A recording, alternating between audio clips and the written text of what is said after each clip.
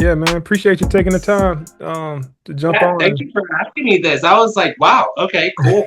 When did you start doing podcasts? At the beginning of the year, like so, it was just one of those things. It's like, if you think about it too much, you never really get it done because you're chasing perfection. So you got to just jump straight in and jump in the deep end and get it done. So it was one of those things. It's like, the beginning of the year, first Tuesday, I'm just going to drop the first episode and just try to get some guests from there. And so it's been pretty good though. A lot of people have been excited to hop on and share some good insights and stuff. That's awesome. Yeah, no. So what you been up to? You still been you still in doing the putting on the runways and the fashion shows and different things, or you kind Yeah, of feel?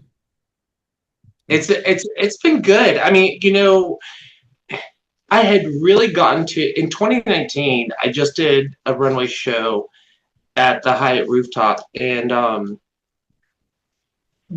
Chris Blue came, and Steph B was the host. That's his wife. Chris Blue won The Voice in 2017, Yeah.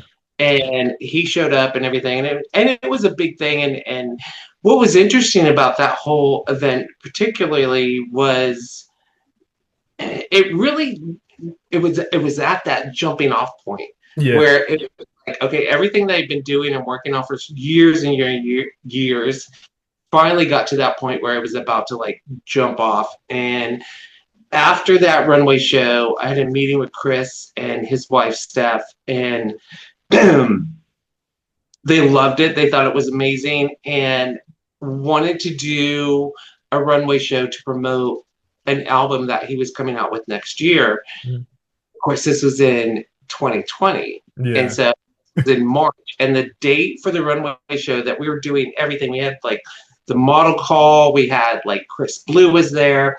He actually sang live at the model call, which was a new song that he was coming out with and everything. And like all this prep, it was crazy. It was like on that point where I was about to just really just take off. And the thing was, the date for the show was, if I remember correctly, it was March 22nd.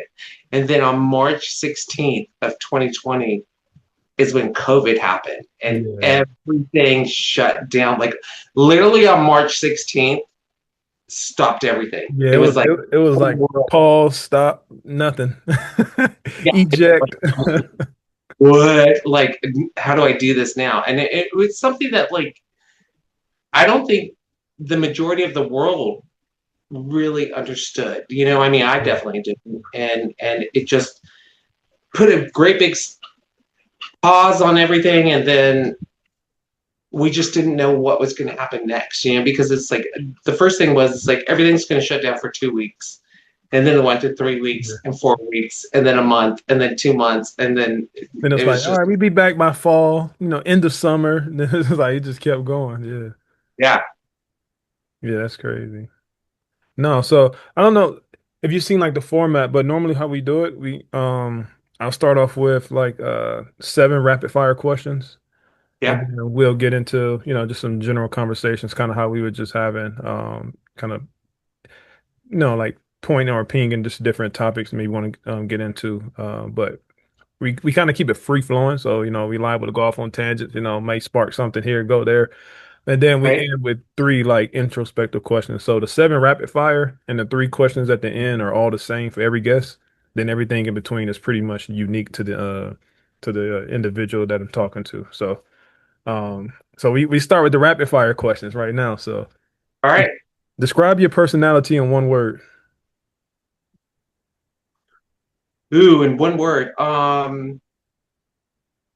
In one word. Um, my personality in one word. Insecure. All right. Meet aliens or speak to ghosts. Meet aliens. And what's your current age? 53. You have to think about I was like, it. I like As of right now, today, what are you the top 1,000 at in the world? connecting people. I'm Yeah. I'm really, really good at connecting different types of people from all kinds of different backgrounds, everything. I'm really really good at connecting. That's probably my superpower is connecting. Really? Yeah, no, that's good. That's a good one to have. Pullover hoodie or zip up hoodie? Pullover, Tequila or whiskey?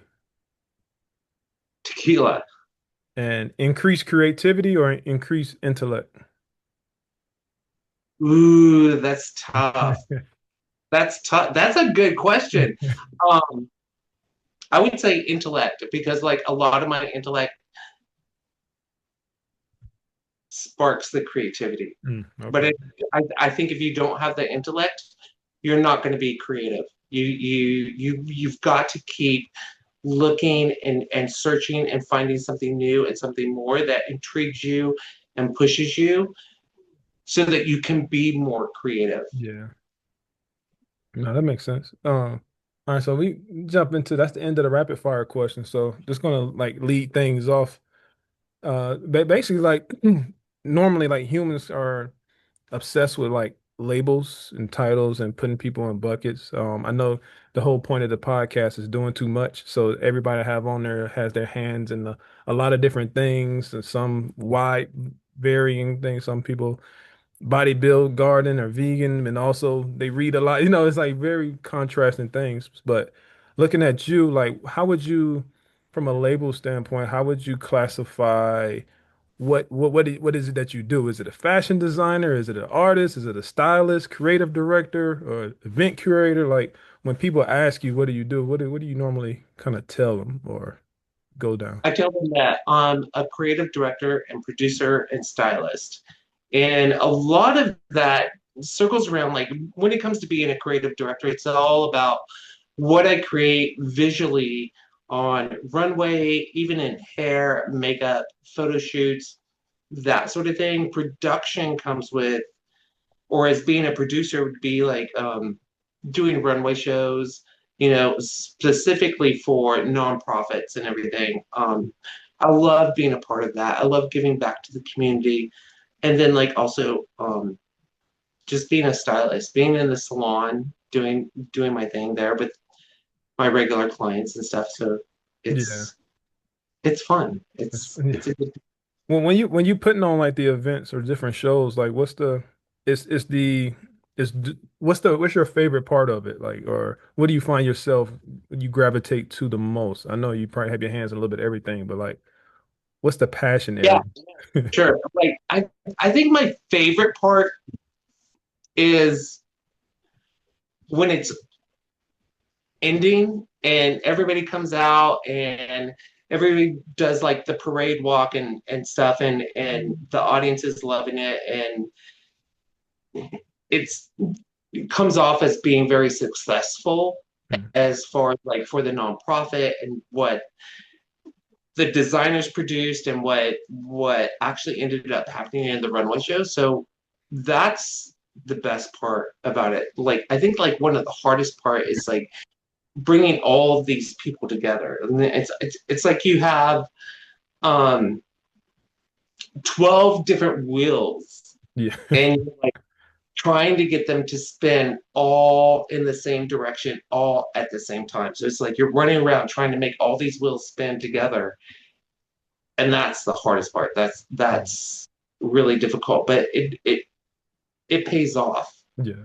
when people love it and they receive it and the nonprofit gets what they want and stuff and I get what I want out of the show the way it looks and everything but it's a lot of work, it's a whole lot of Yeah. work that like a lot of people don't really understand and which is fine because they don't have to but Yeah.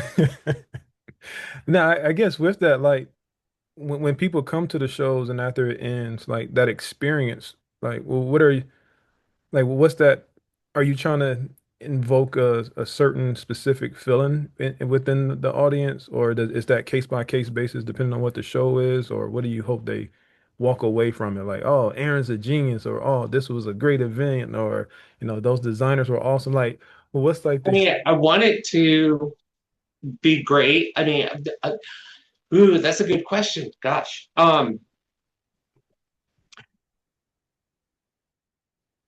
the whole creative process of all of this is part of my story as who I am and where I'm at in a specific point in life. So I always create this story that's going to happen. And regardless as to whether the audience actually sees this or understands it, it's a part of like who I am and what I'm actually going through at that moment and stuff. And so like the music and the fashion and the hair and the makeup all play a part in everything, but also at the same time, it's not so in your face that people become like offended Yeah. or repelled or anything like that. It's more about making this transition that's going to be like very artistic and beautiful and creative, but I want the audience to have like a really good time. I want them to really enjoy the looks, the fashion, and all the hard work that goes into it. I think that like one of the most important things for me personally is that the runways are always on the floor. I don't like them on risers or anything like that because I want the audience to become a part of what's happening. So a lot of the times when a model walks down the runway, um, and the dress hits the feet of somebody who's sitting in the front row, or they can smell their perfume, or something touches it. I want them to be involved with it, not just watching it, but to actually be absorbed into the experience as to what's happening. A lot of the other stuff that's more on a personal level is more about the music or maybe a specific hair piece or makeup piece or something that really helps me to put that story out there as to Yeah. like where I'm coming from, but it's not necessarily something that I want to like throw onto people that's like too much because there's I've been through a lot of stuff and it's really important to me that they see this as something really beautiful and being part of the experience. No, that makes sense. And that's a good point about like the, like the risers. Like you see most fashion shows, they have like the walkway, but it's, you know, 12, 18 inches, above ground. Everybody's sitting on the side looking up. Uh, was that like an experience that you had that you really enjoyed like in the past before you start putting it on, or is that just like did you see some other, directors, format their shows that way? Like where did that kind of like thought process come from? Or is it just something like, hey, how can I get people to be more engaged in the show? Like, because I never thought No, about it from that I standpoint. I I, I watched a movie a long time ago about Chanel, Coco Chanel, Hmm. and stuff, and how she began everything that she did, and this was before Lagerfeld took over Chanel as the creative director. But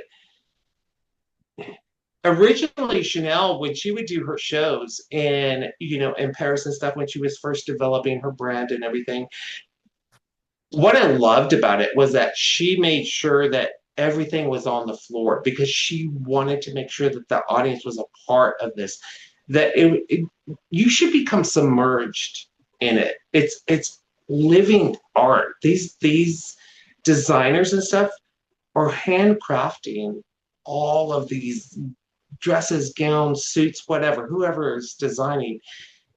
And for you to be so up close to this and so intimate is such a big part of it. And she was so explicit about being like, it has to be on the floor. It needs to be on the floor, not, so that people can actually be a part of it because it's so important. I think that's really, really important, especially when you're doing a runway show because it truly is about the art. And so that's where that came from. No, okay, no, that's good, cool. Because I about to say, I remember. I guess some of the audience may know, like, I did a couple of shows with you in the past, like it was like the International or something, and we did some at like Mark Nelson's plays, and just all the different places, and just come to think about it, all of them were on the floor, it was never was like a big podium or anything you walking down, but I get, and with that, like, I know you still based in Knoxville, you still based in Knoxville, right? Yeah. Yeah, so like I guess. what's been the draw to stay in Knoxville, or have you been to other bigger markets like the Atlantas, the New Yorks, the LAs, or you wanted to just keep something close home, small town, or like what's been the anchor for Knoxville for you to stay there? I think like for Knoxville itself, it's been because like my mom is here. She's older. She's going through a stage right now where like I need to be around, but Yeah, I've also found that like Knoxville is a really good it's a substantial hub in the sense of I can jump on a plane and go to New York. I can jump yeah. on a plane and go to Miami. I can jump on a plane and go to LA, Dallas, wherever. You drive, And you get a car and drive to Atlanta. I go down there all the time. I think like I've built up a reputation here in Knoxville where I can literally just text or call or somebody, and be like, hey, this is what I'm doing. Can I come by and pull like, 15 gowns or 20 suits or, Yeah, text models and be like, hey, are you available on this date? Blah, blah, blah. So I've really developed a connection here in Knoxville where I can just easily make the contacts I need to produce a show and stuff, which is a really good question. And I'm currently working on a show for Florida and then late June, possibly in New York and stuff for Fashion Week and everything. So it branches out. But I think mostly for me staying in Knoxville is the fact that I'm very connected here and as the city has gotten bigger and more open to different things, it's like it's a really good hub to yeah. if you know. No, it really is. So it's the Florida thing. Is that the next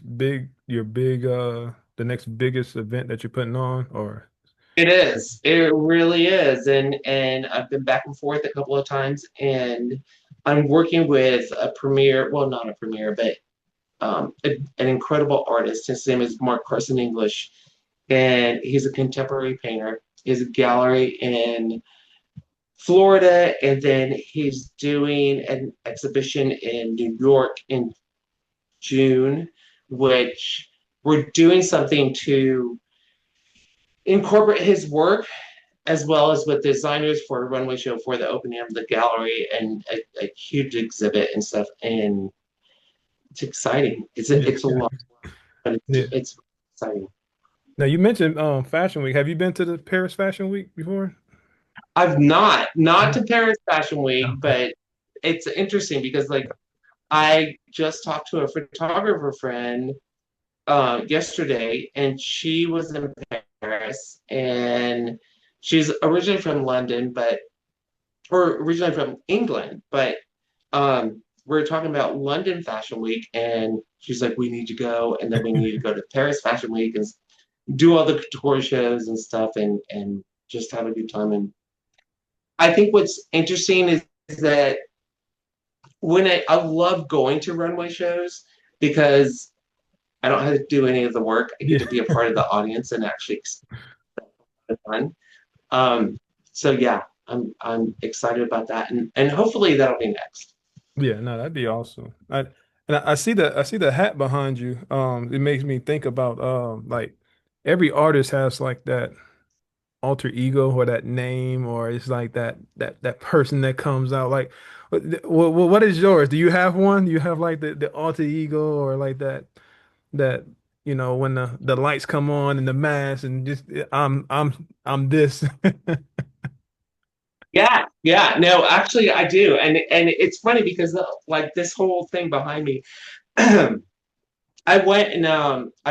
went to the opera ball, the Knoxville Opera Ball Mhm. here, and it was a masquerade. So he had to kind of dress up and be a Yeah. little crazy and that's kind of where this hat is from. But honestly, my alter ego comes from this painting back Mhm. here, um, which is like has always been such a big inspiration to me. And it's Madonna, and Mark Carson English actually painted this for me, and He's the painter. He did this years ago. This was before COVID, and he is a huge contemporary artist that is the one I'm doing the show for in Florida, but then also in New York and stuff. And he's super into fashion, really cool guy, super successful and stuff. But like my alter ego actually would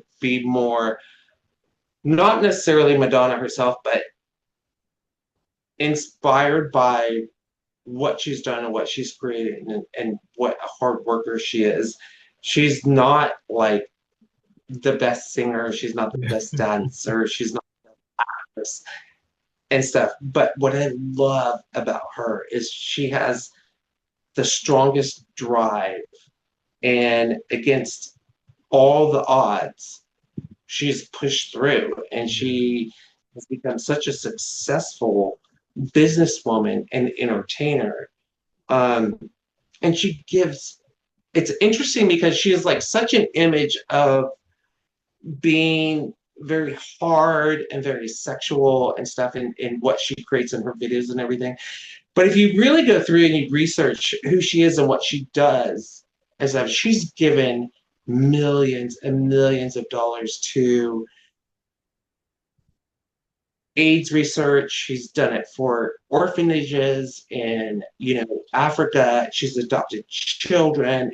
She gives back so much to the world and the community that in which she lives in. And she's just like such an iconic person in the sense of she's going to push through no matter what she does. Yeah. And she doesn't care about what anybody thinks.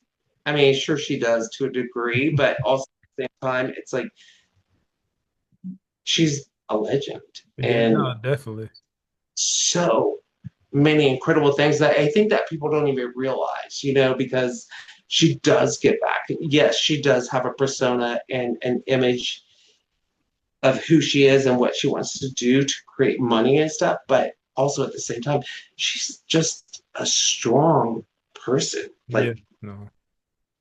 I mean, she's definitely what she's like on the Mount Rushmore of when I was growing up, like of the 80s. It was Michael Jackson, Prince, Madonna, Whitney Houston, maybe. Like that was like the four yeah, that like exactly, all of them. It's so funny because like a while back, Michael Jackson passed away, and then George Michael passed away, then Whitney Houston passed away, and then like Prince passed away, and like she's like the lasting member. right, I saw this meme where somebody was like, "Okay, all these people have passed away. Has anybody checked on Madonna lately? We need to know she's alive because they're dropping off like flies left and right." Yeah, exactly. No, that's great. Have you ever you ever got to meet her or been to a live show of hers? I've been to three, Three? three Madonna shows. Yes, yes, and this is the craziest story, and I'll make it really fast.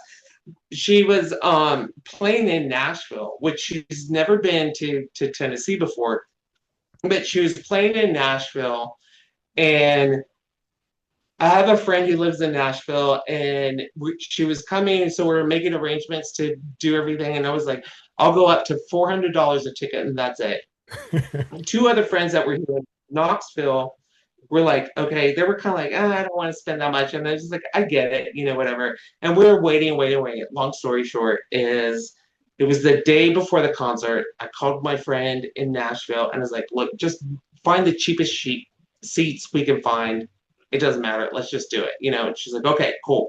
And so she bought 4 tickets and they were $89.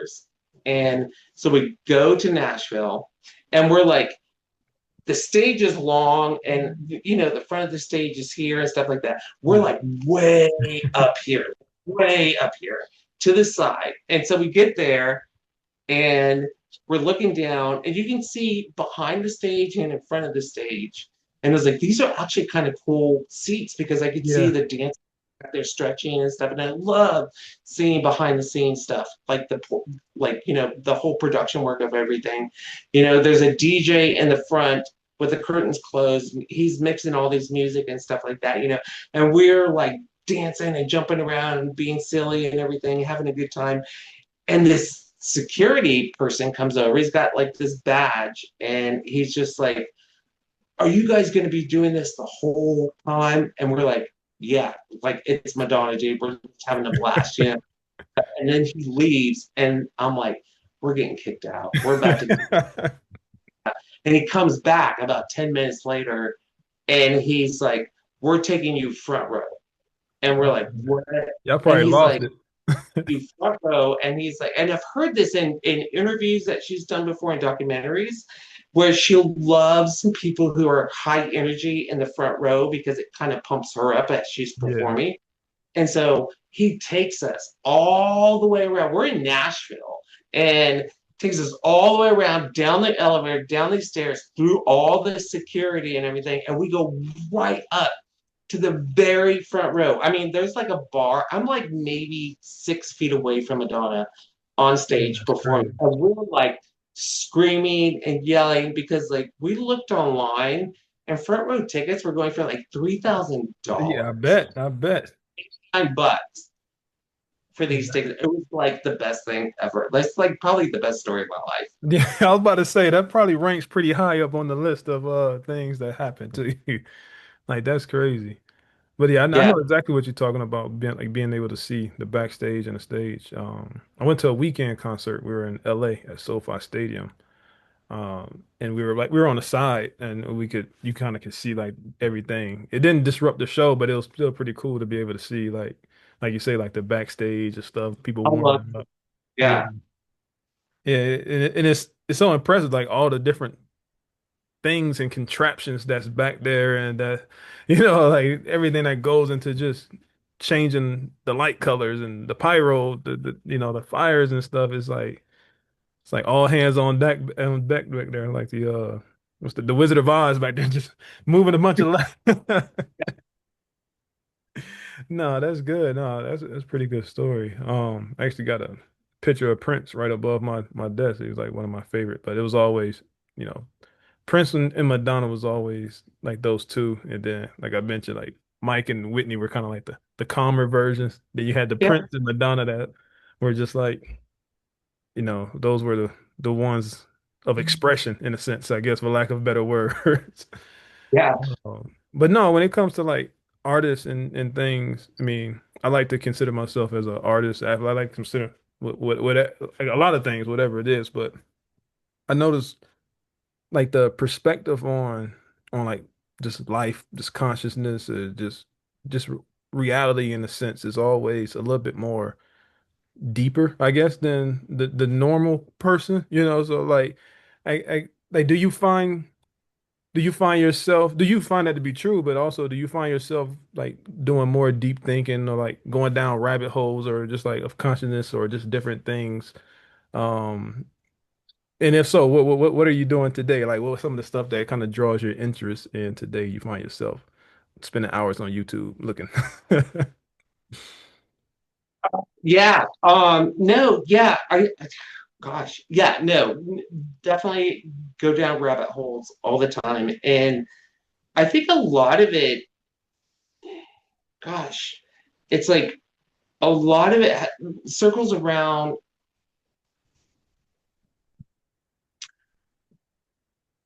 personal growth, especially like how I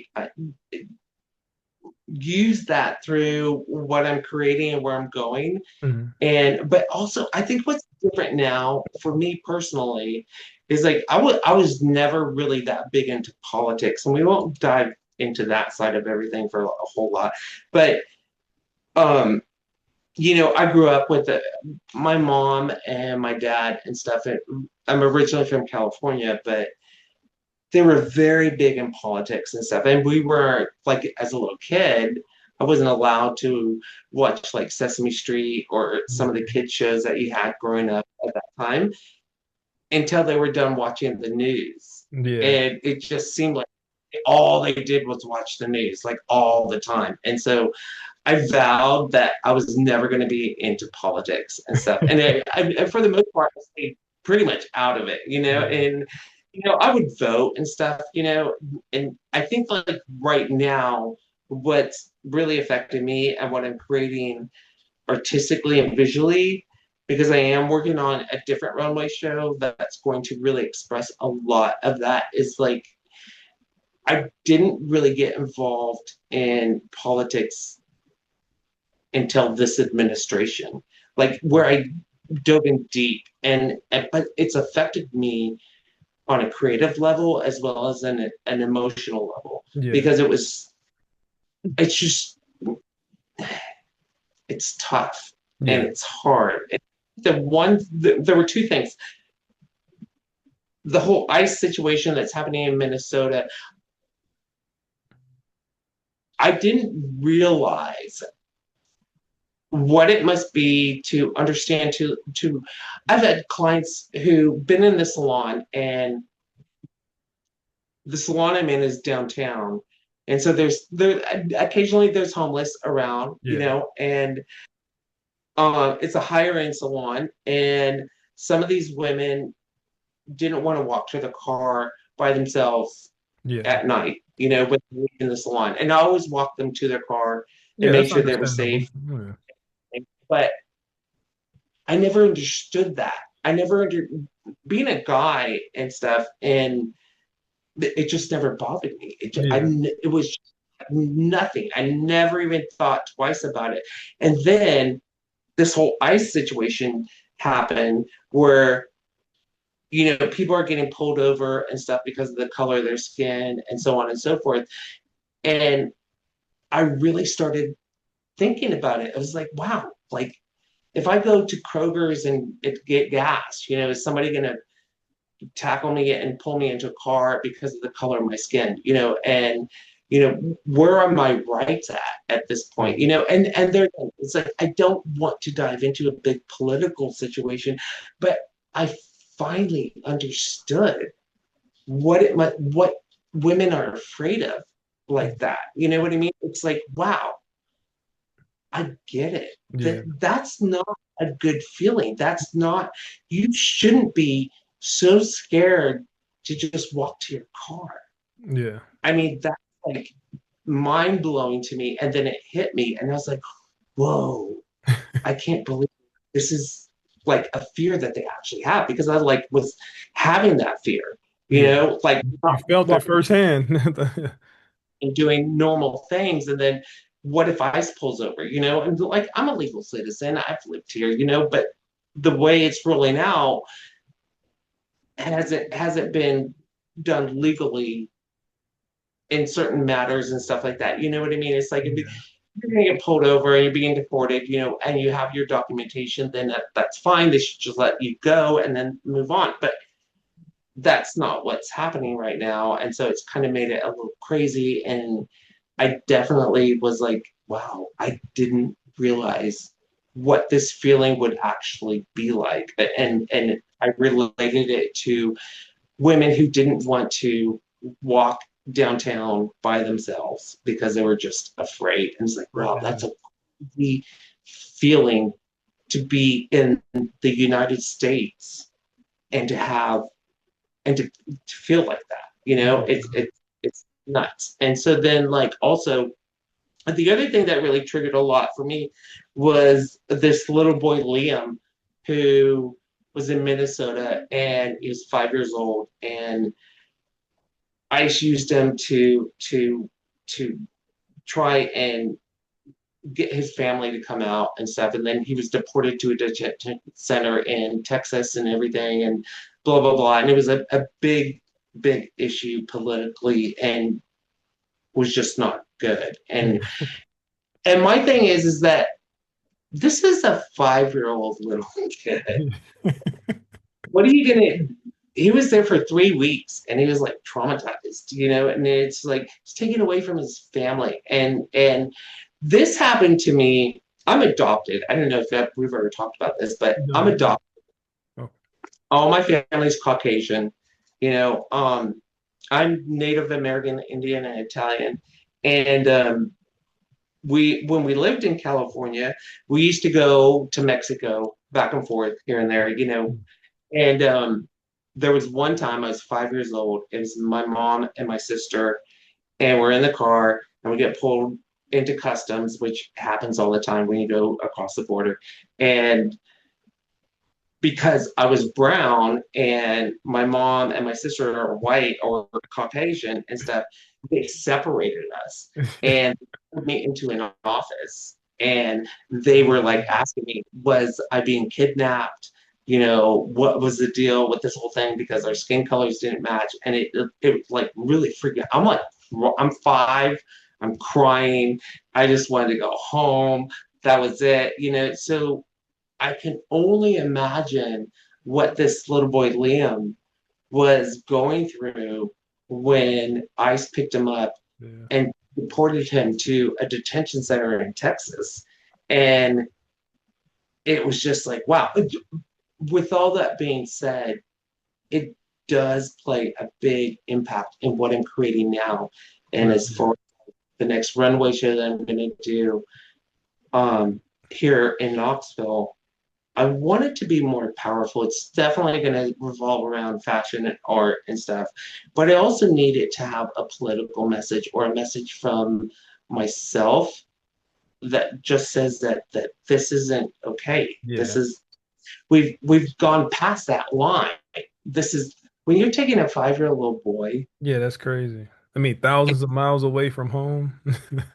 without his parents, he doesn't know what's he Man. supposed to do. I mean, like where we're at in our administration right now is just mind blowing. Like Yeah. I don't understand it and I don't get it, which is brings us to another point in the sense of a couple of weeks ago, me and my partner, we had a dinner event and stuff, and a lot of it because like a lot of my friends are very I have friends who are Democrats and liberals Just and all over. Republicans.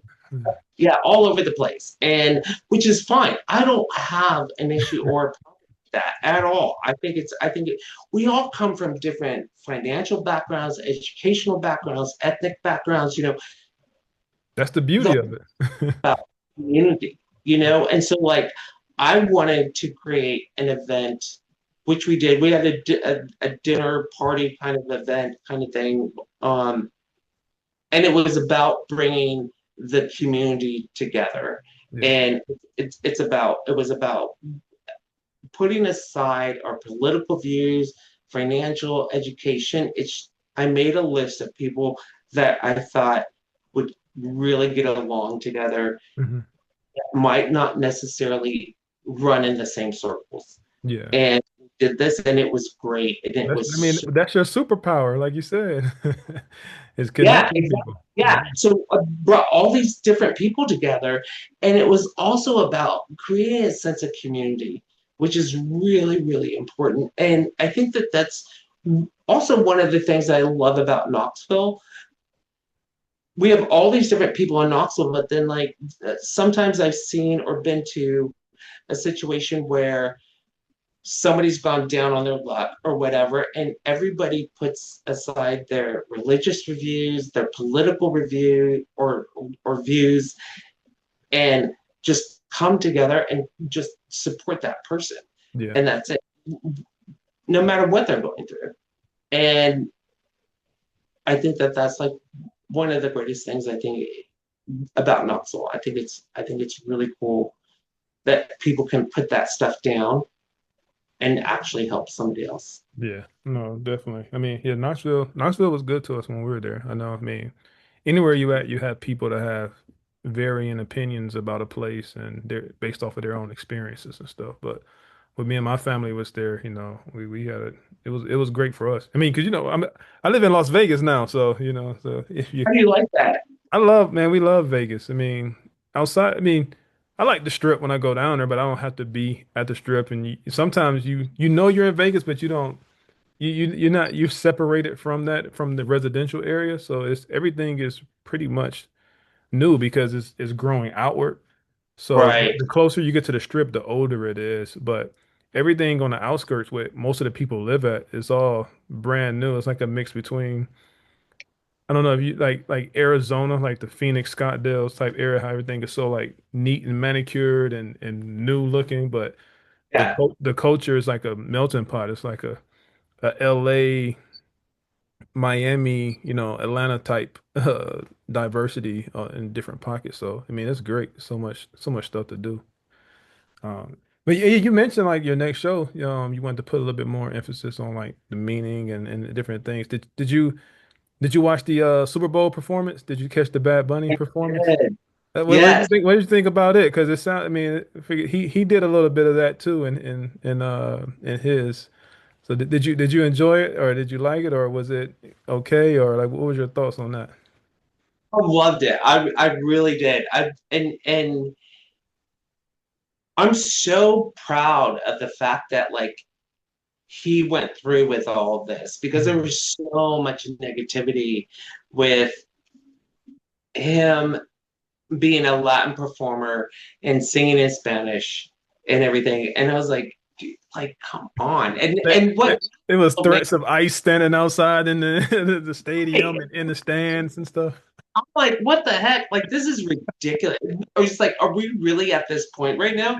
But I thought was really incredible about what he did was that like he stood up and was just like, I don't care. Like, I'm doing this no matter what. I'm doing it my way, and that's it. But I also really admired the Super Bowl for backing him, Yeah, for and sticking not with it. yeah, and not being like pulling out and being like, no, we're gonna replace him with somebody else, Yeah, or because I mean, when you're an artist like that, who doesn't want to do the Super Bowl? yeah, I mean, just like the the biggest audience in the world. It's and so props to him for doing that, and props to him for like still singing in Spanish and everything. I thought was really interesting was I watched it live on TV. We actually had a little party just for to watch yeah, the half and stuff. But watch it live and everything. I thought was really because it's so fast. yeah. But No, it is. and I watched social media influencers the next day who were talking about who broke it down and really talked about what the story was about the whole event, about like, some of the people that he brought in, and then also like, this is really interesting that you said that, but you know, some of the stuff that the stores and everything that were around Yeah, the base of the stage were like stores that he grew up in and or knew and which I loved. I thought that was so great that there was just so much more depth it to was. this that you really didn't see because it just went so fast. But then also there's that part in the story or in the performance where he gives the Grammy that he won to this little boy. Yeah, It's supposed to be him yeah. as a child. But what's really cool is that like he actually that was Liam, the little boy that was deported and Oh stuff. yeah, the one we were talking about earlier. Yeah, Yeah, dang. and he brought him in at the Super Bowl and then like gave him that, but they dressed him up in an outfit that Bad Bunny had worn as a kid himself. So it was him giving the award, but he honored that kid's family Yeah, that's awesome. by bringing the little boy in And too. the couple that got married actually got married. Yes, Now that's even that, crazy. Like that, you imagine that was saying that you got amazing. married at the halftime show during the performance. That's That's incredible. I mean, can you imagine? no, Like, I mean, that's like the best wedding ever. yeah, it has to be. I mean, most unique for sure, and viewed. Yeah, hopefully they never get divorced, but I know, right? Hey, they can't take that away from it though. exactly. Can't 50-50 Right. that experience. But no, I was saying that we had we getting close to the end of the hour, so we'll start with like the wrap up questions that every guest has. Yeah, And so the first one is, what habit or action do you resist that you know is good for you? that I resist that I know is good for me. Oh my gosh. I actually enjoy resist saying it.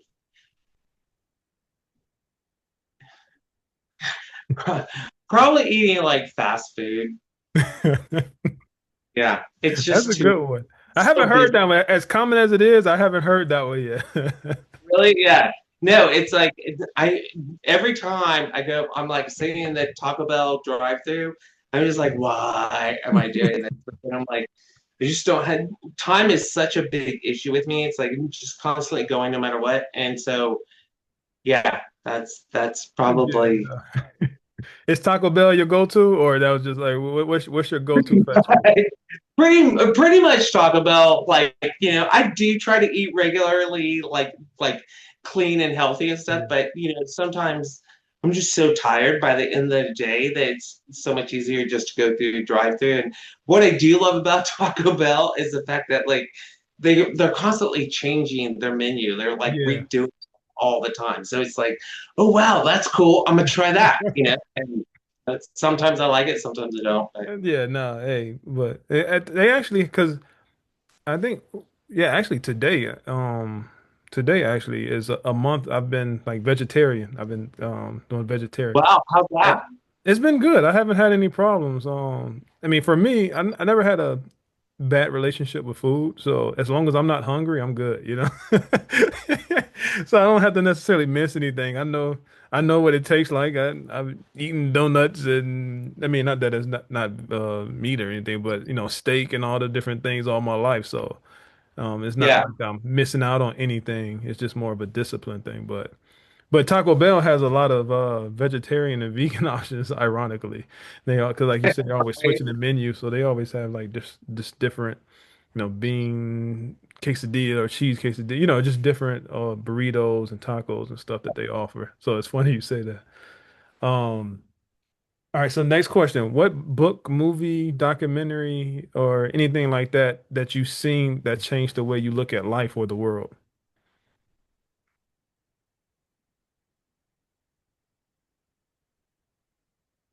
Documentary would probably be the documentary that was based on Alexander McQueen and Mm. stuff. And he's a European designer, and his stuff is so romantically tortured, and That's a combination of words right there. it is because there's something that's very beautiful about it, but it's also very sad. Yeah. But what's interesting about that is that like he went through a lot, and he suffered, and he ended up committing suicide, but it was sad, Yeah. and it was also like a very moving documentary because I think a lot of times you don't realize, especially artists or designers or people who are caught up in that world, don't necessarily people in the outside of that don't necessarily know or realize what an individual might be going through Mm. emotionally. So it was very eye-opening to see how tortured he actually was, and it was sad because he was a very creative and genius type person as far as art goes, and what he created in fashion and stuff. So Yeah. I think that was probably the biggest one. No, that's good. Cool. What was the documentary called? Was it self-titled or did it have like a name? Do you remember? You can just, yeah, Alexander McQueen.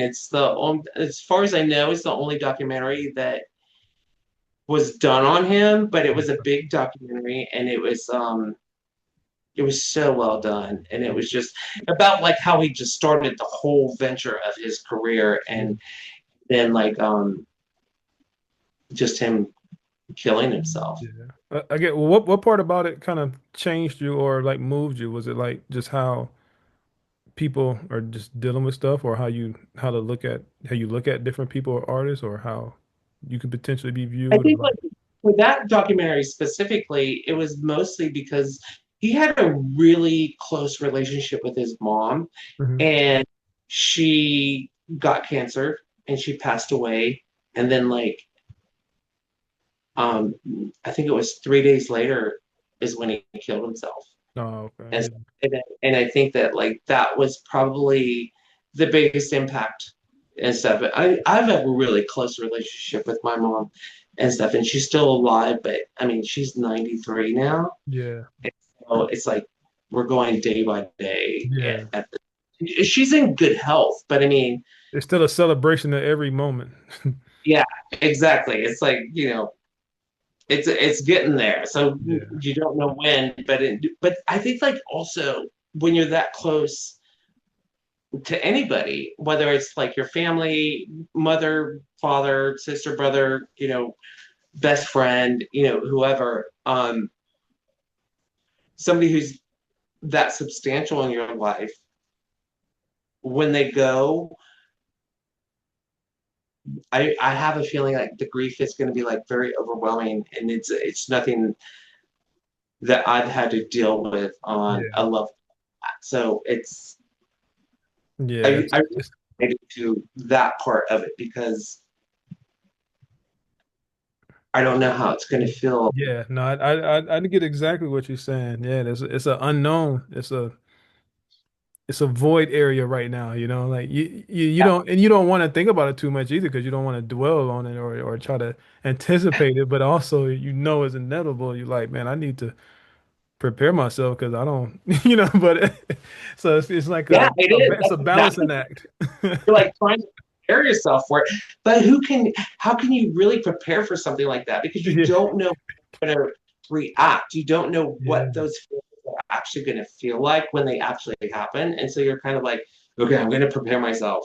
But damn. Yeah, It, it all go out the window when it happens. Like that's a good point. right, exactly. Yeah. And then, all right, so the last question is, what belief or faith or societal norm, that um you kind of stuck to in the past, but that you're currently reworking or questioning right now? So originally I grew up Baptist and then became Christian. And then there was a lot of questions that I had as far as organized religion went and Hmm. stuff because like so like I'm part Native American Indian, and so before Christianity came to America, there was the Native American, well, there still is the Native American belief and stuff. So those were the questions. Were for me growing up was just kind of like, okay, this is a Caucasian religion that Yeah. was brought over to America. And there were Native Americans here who had nothing to do with that, had nothing, didn't believe, didn't know anything about the Bible, nothing like that. So, how much of that influence is man written versus what Native Americans do and what they believed in? But also at the same time, I'm not trying to disregard any other religion there is. You know what I mean? It's Yeah. like there were points in my life where I studied um, the Jewish religion and trying to be Buddhist and trying to just figure out where I'm at Yeah. personally, just trying to find spiritual growth as a human being because I was trying to figure out there's so many things I've been through in my life that I was looking for a reason as to like why did this happen to me? Why who am I supposed to be? Is this right? Is it wrong? Yeah. Right now I'm at a point in my life where like it's more about spirituality and just trying to stay grounded and know that there's a higher power. I don't know if there's a right or wrong one. I mean, I don't think anybody can know that regardless as to what religion you are, whether it's Native American, whether it's, being Buddhist or being Jewish or being Catholic or Baptist or whatever. Nobody's really going to know that until you pass away Yeah. and you're either going to go to heaven or to hell or whatever it is that you believe in and stuff. So, like right now, for me personally, it's about being grounded and just being a good person. Like, Yeah. and when I say that, I mean, like, yeah, I make stupid decisions and not always making the best choice in my life, but also I know within my heart, regardless as to what anybody thinks about my lifestyle or what I create or what I do, I'm a good person. Yeah, I mean, Yeah, a good person is not a perfect person. A good person is just a good person. So right. that's all you can strive to be, you know? Like, and that's I mean, at the end of the day, that's the baseline of all religion. You know, all religious texts is just teaching you how to be a good person. You know, if to sum it up. Yeah, no, really, it is. Yeah. And that's basically where it is. Yeah. No, well, no, man, that's it, Aaron. I appreciate you jumping on, especially at short notice. You know, I was like, man, I need to get some more things scheduled so I can have them lined up. So yours would be the next to drop next week on next Tuesday. So I'll probably chop it up, make 3 little clips and post on Instagram. But the podcasts are posted on Spotify, Apple Podcasts, and YouTube. So um Cool. yeah, so you'll probably see like a tag coming next week on a couple of links, and I'll let you know when it goes live. But I appreciate you jumping on and taking time just to share a little bit about yourself and perspectives, and it's been good. And you know, I hope to hear about the Florida fashion show or the event that you're putting on. Anytime you're in Vegas, hit me up. Yeah, for sure, dude. Thank you so much. I really appreciate your time and everything that you're doing and, tag me and all that stuff and I'll share it and promote you as well. Okay, yeah, well, appreciate it. All right, thanks, Aaron. I'll talk to you later. All right, thank you. Have a good day. You too.